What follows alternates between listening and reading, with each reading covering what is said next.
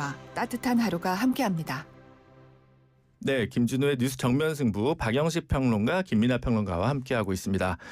오늘 필리버스터 지금 진행 중인데 오늘은 이제 필리버스터가 끝나게 되면 국회 증언 및 감정에 관한 법률이 이제 통과가 돼 있는데 이 법안의 내용이 자꾸 바뀌어요. 이거 어떤 맥락인지 박영식 평론가님 설명을 좀 해주시죠. 예, 그러니까 이거는 그 법사위원장이 그 증인 실제 법사위에 출석하거나 하는 증인들이 위증을 할 경우에는 법사위원장이 그 위증과 관련돼서 고발을 하는 이제 법안이거든요. 근데 이게 원래 보통 주체가 제가 알기로는 이제 법률이기 때문에 국회의장 쪽에서 이거를 고발하는 경우는 있었는데 법사위원장이 위증에 대해서 가령 이 위원회가 끝난 이후에도 소급 적용해서 고발을 한다. 이제 이런 부분들을 원래 법안 개정 취지로 시작을 했던 거거든요. 네.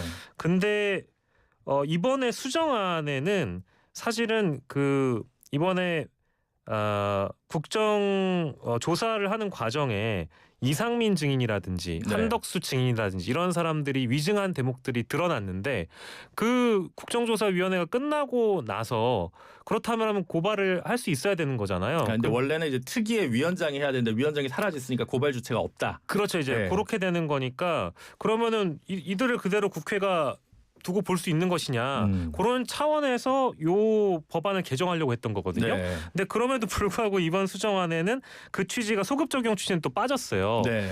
빠졌었고 그리고 국회의장실에서 이거는 이 증감법 자체는 법사위원장이 국회의장을 넘어서는 일이다. 라는 차원의 불편함을 좀 드러냈기 때문에 제동을 걸었다는 보도가 오늘 오후에 또 있었고요. 그리고 방금 전 30분 전에는 민주당이 제시한 이 수정안을 오늘은 일단은 철회를 하고 다시 수정을 하겠다라는 보도가 지금 막 떠 있습니다. 그러면 지금 필리버스터가 중단됐나요? 그래서 필리버스터가 현재도 아마 아직 철회는 안 한 상황이겠죠, 그러면? 예, 30분 전에 떴던 속보에 따르자면은 네. 민주당이 기존에 내놨던 이 법률 개정안에 대해서 수정 절차를 거치겠다라는 네. 차원에서 오늘은 철회한다라는 보도가 일단 떠 있거든요. 네. 이거를 본다라고 하면 일단은 국회의장실 쪽에서 제동을 걸어준 거에 대해 민주당이 좀 빠르게 반응했다라고 보는 것이 일단 첫 번째일 것 같고요. 네. 두 번째는 아까 말씀드렸던 기존 취지 있지 않습니까? 위원장이 이제 사라진 경우에 또 혹은 또 이 국정조사위원회가 끝난 이후에 증인을 고발하는 방법. 이제 이것을 찾아가기 위해서 법사위가 이 법안을 개정하는 것인데 그럼에도 불구하고 지금 이 국회 증감법에 대한 본회의 통과에 대해서 국회의장까지 이제 제동을 걸었으니까 다시 수정한다고 하는데 어떤 걸 수정할지는 저도 사실 좀 미지수입니다. 이게 보니까 이제 소급 입법 되면 이제 문제가 발생을 하니까 이제 그거는 위헌 논란이 날까봐 민주당에서 한번 뺐던 것 같고 법사위원장이 하면 너무 이제 국회의장도 아니고 그냥 뭐 법사위원장 약간 상원처럼 되는 것 그렇죠. 같아서 그래서 지금 문제 되는 거죠. 지금 보도를 보면은 국회의장실에서 지적한 내용이, 그러니까 법사위원장, 그러니까 국민의힘은 이게 뭐 더 센 추미애법이다 이렇게 이름을 달아가지고 공격을 하고 있는데 특정인의 문제라기보다는 법사위가 안 그래도 이제 법사위에서 마지막에 법안에 이제 자구 심사나 이런 거 하지 않습니까? 그런 상황인데 더군다나 여기에 대해서 이 국회의장이 지금 말씀하신 대로 이 고발이나 이런 걸 하면 되는 건데 국회를 대표해서 하면 되는 것인데 그게 아니라 법사위원장이 다른 관련 상임위가 있음에도 불구하고 어떤 특권적인 어떤 특별한 지위를 가지기 때문에 법사위원장이 대표해서 뭔가 고발할 수 있는 것처럼 비춰지게 되면 그러면 그게 말씀하신 대로 법사위가 이제 상원이냐 이렇게 될 수 있는 거거든요. 근데 실제로는 법사위가 상원인 건 아니기 때문에 네. 그래서 그런 혼동을 줄 수 있는 점에 대해서 우려를 표명한 것 같고 그게 이제 수용이 된 것 같아요. 근데 이게 사실 애초에 예상하지 못할 반론거리는 아닌 거거든요. 왜 하필 법사위원장이 이걸 해야 되냐라는 거는 설명이 필요한 부분이었고 만약에 이게 법리적으로 이게 뭐 디펜스 할 수 있는 그런 내용이었으면은 민주당이 이제 디펜스를 했을 건데 지금 그런 건 또 아니란 말이에요. 그럼 애초에 이거를 왜 그렇게 했을까에 대해서는 상당한 의문이 남는 대목이다라고 생각할 수가 있는 가장 거죠. 이제 중요한 거는 이거를 이제 만약에 수정 조치를 한다고 하면 어떤 걸 어떻게 수정한다라는지가 잘 보이지가 않아가지고요. 법사위원장을 국회의장으로 바꾸지 않을까요? 근데 다시 그렇게 가는 거겠죠. 네. 그러면 뭐 이제 원래는 없죠. 그렇죠. 원래는 없었으니까 고발 주체가 없었으니까 없던 상황에서 이제 국회의장으로 바뀌는 부분인 것 같습니다. 그게 이제 애초에 운영이 아니라고 하는 보도가 있는 건데 그러니까 이게 그러니까 애초에 그러면 법사위원장으로 바꾸는 걸 왜 바꿨느냐라고 하는 의문이 제기가 되는 거죠. 네, 알겠습니다. 뭐 국민의 입장에서는 필리버스터에 뭔가 성과가 생겼다라고 이제 또 자화자찬할 수 있을 것 같은 묘한 상황이 벌어지는 것 같습니다. 근데 네. 뭐 그런 것도 있는 것 같아요. 가령 이제 그 국회의장이 직접적으로 나서서 고발을 하는 경우에는 뭐 이제 정치적 부담이라는 게 분명히 국회의장에 생길 수 있다 보니까 민주당 입장에서는 그 주체를 법사위원장으로 하는 게 어떠냐라는 발상 있을 수도 있겠지만 사실 잘 설명하기는 좀 어려운 부분인 것 같습니다. 네. 요즘에 뭐 법사위가 워낙에 좀 그립을 강하게 잡는 측면도 분명히 있어서 정치적인 무게를 법사위가 또 한껏 끌어올리는 어떤 의지가 발현된 것은 아닌가 네. 뭐 나름대로 추측을 좀 해보고요. 알겠습니다. 하여튼 국회가 이제 계속 시끄럽고 여야가 이제 충돌하는 상황에서 뭐 이제 조희대 대법원장 청문회 얘기도 있고 뭐 여러 가지 있는데 이런 상황에서 지금 리얼미터 여론조사 결과 이재명 대통령 지지율이 3주 연속 하락해서 52%를 기록했다고 오늘 보도가 됐어요. 리얼미터가 에너지경제신문 의뢰로 지난 22일부터 26일까지 전국 유권자 2,527명을 대상으로 조사한 결과고요. 자세한 내용은 중앙선거여론조사 심의위원회 홈페이지를 참조하시면 됩니다. 근데 이제 보통 외교 순방 이제 마치고 돌아오면 지지율이 딱 올라야 되는데 이제 하락을 했단 말이죠. 이 핵심적인 원인 뭐라고 보십니까? 근데 외교 순방의 경우에는 지금 순방의 성과가 이런 것이다라고 지금 여당의 지지층이 이제 확실하게 얘기할 수 있는 그런 상황은 아닌 거죠. 그러니까 이제 순방의 성과라는 게 가령 이제 관세 협상과 관련돼 가지고 가닥을 뭔가 잡았다 이런 얘기가 나올 수가 있어야 되는데 뭐 그렇지도 않은 것이고. 네. 그리고 뭐 다른 뭐 예를 들면 유엔 총회에서의 이 확실한 어떤 어젠다 이런 것들에 대해서 이재명 대통령이 물론 좋은 어떤 활동을 많이 펼쳤지만 그것을 가지고 예를 들면 뭐 대북 정책은 이제 뭔가 당장 성과가 나온다라든지 이런 거를 갖고 이제 돌아올 수 있는 그런 상황도 아니었던 거 아닙니까? 이 소위 말하는 이 새로운 패러다임을 제시하기는 했지만 네. 그게 사실은 당장 성과를 낼 수 있는 건 아닌 거거든요. 엔드 이니셔티브라는 게 이 일종의 이제 그림인 것이지 당장 뭐 이 북한하고 대화를 시작할 수 있는 그런 조건이 나오는 건 아닌 거잖아요. 그런 상황이기 때문에 여당 지지층은 대통령이 순방 성과가 있다라고 하는 답변을 할 수 있는 정도로 결집하기 어려운 그런 상황인 것이고, 근데 야당 지지층, 국민의힘 지지층은 지금 막 할 말이 생기고 있는 그런 국면입니다. 그게 네. 뭐냐면 지금 아까 우리가 잠깐 얘기한 법사위를 중심으로 한 여러 가지 상황들, 그래서 조희대 대법원장 사퇴론이라든가 그다음에 4인 회동설로 인해서 만들어진 정국이라든가 이런 것들 때문에 뭔가 이재명 정권이 민주당과 이재명 정권이 무리수를 둔다. 그 무리수를 왜 둘까? 이 왜라는 부분에 대해서 지금 여러 가지의 이유를 국민의힘과 보수 세력이 여러 가지로 지금 쭉 그림을 쭉 그려주는 상황이에요. 그게 예를 들면 왜 사법부를 왜 장악하려고 하는 것이냐. 이거 사법부를 장악하려고 하는 건데 왜 장악하려고 하는 것이냐. 이재명 대통령의 재판을 나중에 대통령 퇴임 이후에 재판을 예를 들면 유리하게 가져가려고 하는 거 아니냐. 또는 이 사법부를 장악해가지고 뭐 독재를 하려고 하는 거 아니냐. 그래서 지금 국민의힘이 장애투쟁을 하는데 구호가 이재명 독재 끝내자 뭐 이런 거지 않습니까? 근데 요런 것들이 이 보수적인 유권자들에게 정말 우리는 독재 속에 살고 있어 이런 느낌을 준다기보다는 뭔가 비판할 논리를 뭔가 제공을 한다는 거죠. 그래서 여론조사상으로는 지금 영남 지역 일부나 이런 데서 이 보수 유권자층이 답변을 이렇게 적극적으로 하는 행태들이 나타나기 시작하는 거거든요. 그래서 이런 것들이 지금 지지율에 일부 영향을 미치고 있지 않나 이런 생각이 좀 드는 겁니다. 그 지난주 한국일보에 이런 기사가 있었어요. 민주당 중진이랑 통화를 했는데 내가 대통령이라면 짜증날 것 같다. 그러면서 제목이 정청래 민주당이 묻힌 외교전 이렇게 나왔는데 이 결국은 이제 그 조희대 대법원장 관련해서 여당발 이슈가 약간 블랙홀이 됐다 이런 분석의 기사였거든요. 어떻게 보십니까? 저도 뭐 일부 동의하는 편입니다. 왜냐하면 3박 5일간의 일정 중에는 상당히 중요한 대통령의 일정들이 많았잖아요. 뭐 이제 뉴욕 거래소를 방문한다든지 유엔 기조 연설을 한다든지 양자 회담들도 연속적으로 많이 이어졌었는데 그런 내용들이 지면에 보도가 되기보다는 대부분의 보도가 앞서 진행자께서 말씀해 주셨던 조희대 대법원장 사퇴 문제 그리고 4인 회동설 문제 그리고 법사위와 특히 이제 국회 법사위와 이 사법부의 어떤 갈등 이제 이런 것들이 더 많이 보도가 되기도 했고요. 특별히 더 많이 보도가 됐던 건 4인 회동설이 네. 이것이 이제 진위 여부와 관련된 그 논란들이 끊임없이 발생되다 보니까 사람들은 어디까지나 뭐랄까 좀 더 선정적인 이슈의 초반에는 눈길이 꽂히기도 마련이다 보니까 이제 그런 이슈들이 많이 주목을 받으면서 대통령의 행보가 가려진 것도 사실인 것 같아요. 네. 그래서 월요일부터 금요일까지 리얼미터가 22일부터 26일까지 조사한 내용 중에는 원래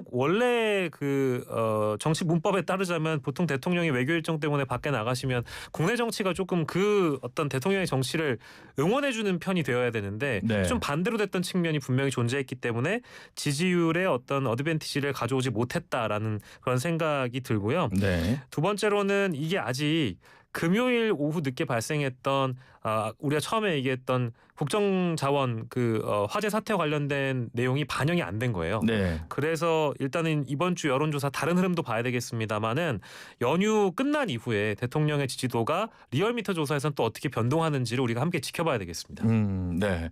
그리고 이제 같은 매체인데 25일, 26일에 전국의 1,010명을 대상으로 역시 리얼미터가 에너지경제신문 의뢰로 한 건데요. 이 조사든 앞에 언급한 조사든 전부 다 무선 자동 응답 방식입니다. 여기서 이제 민주당이랑 국민의힘 지지율이 동시에 빠졌어요. 그러니까 이 사태를 어떻게 좀 봐야 될까요? 근데 이제 뭐 요거는 이제 오차범위 내에 이제 움직임이나 이런 측면도 있어서 다 1% 이내로 빠졌군요. 그렇죠. 그래서 이제 큰 변화냐라는 거에 대해서는 생각해 봐야 되는데 지역별로 나누면은 지역별 움직임에서는 이제 민주당 지지율은 확실히 이제 부산, 울산, 경남이라든가 이런 데서는 하락을 크게 한 거거든요.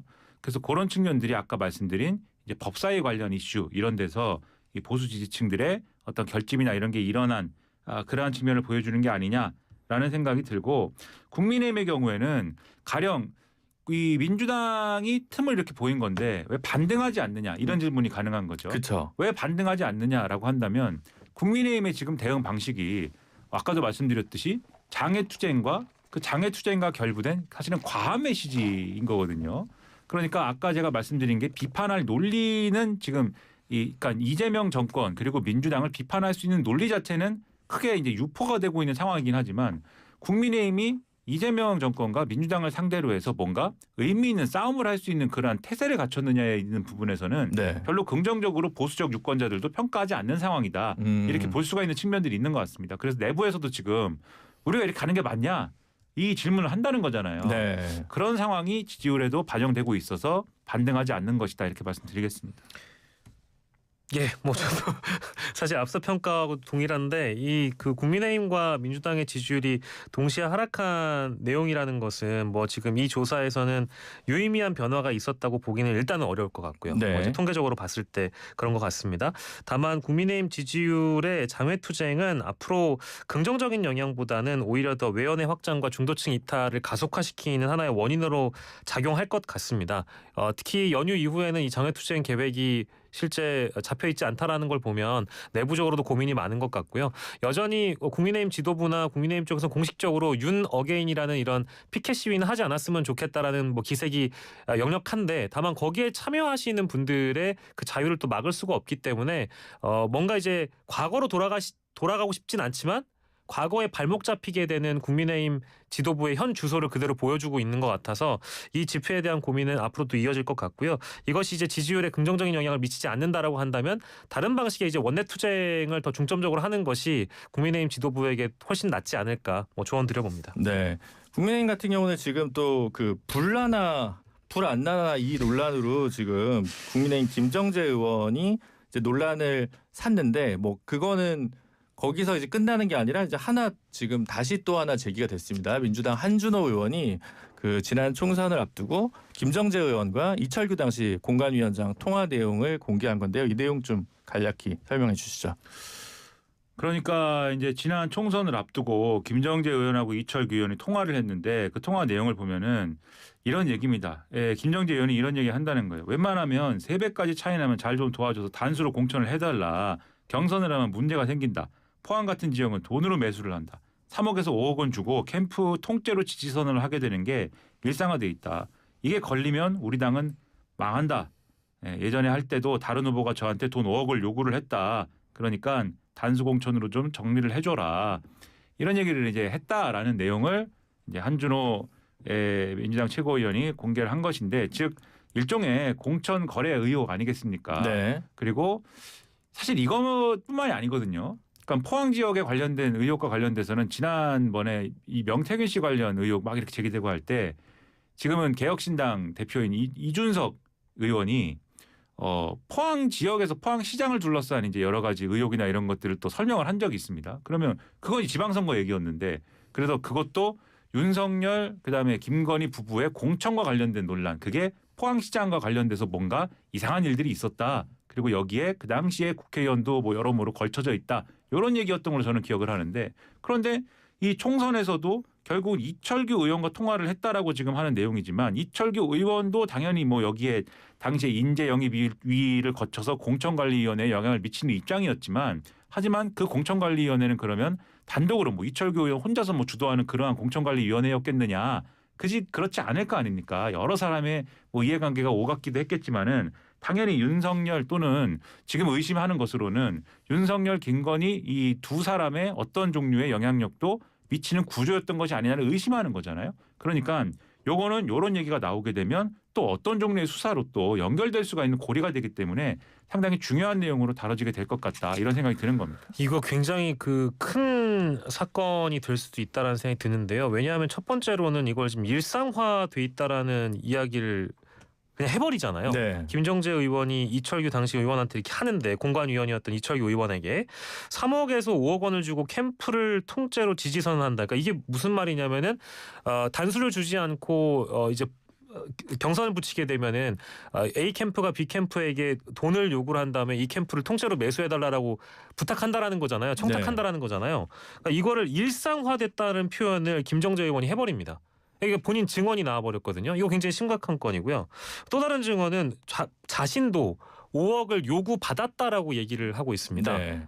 공관위원인 그 이철규 위원에게 하는 거니까 목적은 단수를 해달라는 목적을 달성하기 위해서 이런 발언들을 하는 거잖아요. 네. 그럼 이건 이제 결국 수사 사안이 될 수밖에 없는 사안이고 이분이 나중에 윤석열 과거에 윤석열 캠프의 대선 캠프의 특별 보좌역으로도 있었고 실제 측근으로 분류됐던 적이 있었기 때문에 누구의 입김을 통해서 결국 공천을 받은 것이냐도 수사를 해봐야 되겠죠. 그러니까 이게 지금 현재 특검 수사와 맞물린 지점도 있고 또 다르게 또 수사를 해봐야 되는 개별 건들로도 번져나갈 수 있는 가능성이 있어서 국민의힘은 지금 특히 이제 김정재 의원과 관련돼서는 민주당이 제명 절차를 밟겠다라고 선언을 하기도 했습니다만은 이 녹취가 터진 이후에는 또 다른 국면으로 좀 사건이 뻗어나갈 가능성이 높아 보이네요. 네, 이게 법적으로 보면 두 가지가 있을 것 같아요. 하나는 이때는 이런 현실을 했으니까 단수 공천을 해달라. 근데 거기서 청탁이 없었으면, 그러니까 금전적 청탁이 없으면 22대는 문제가 안 되겠죠.